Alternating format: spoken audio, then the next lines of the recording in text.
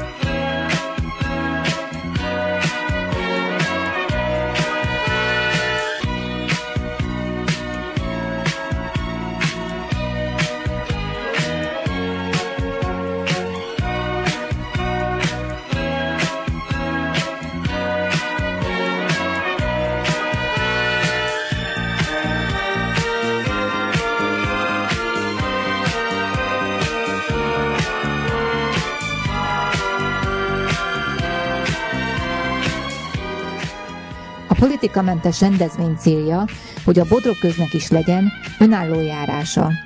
Az autós felvonulás 2 helyszínről indult, s csaknem 100 autó gyűlt össze a rendezvény végére. Az első csapat Tiszakarádról, a polgármesteri hivataltól indult. Útközben csatlakoztak hozzájuk Tiszacsermely, Cigánd, Ricse, Révreányvár és Zemplén-Agárd lakosai is.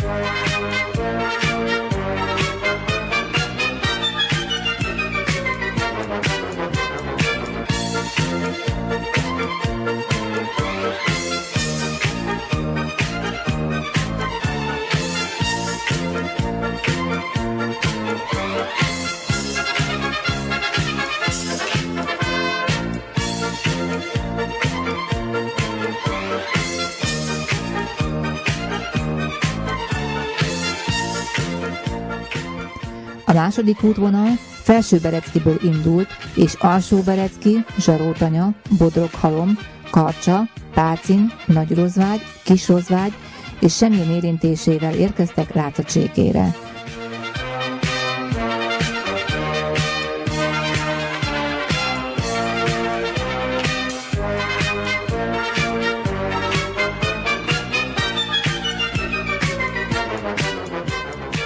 Rácacsékén, a polgármesteri hivatal előtti téren a Bodrogközi Értelmiségi Fiatalok képviselője átadta a települések által összegyűjtött aláírásokat Oláh Krisztiánnak, a Bodrogközi Többcélú Kistérségi Társulás elnökének, és felkérte, hogy tegye meg a szükséges intézkedéseket az ügy érdekében, és juttassa el az aláírásokat az illetékes miniszternek.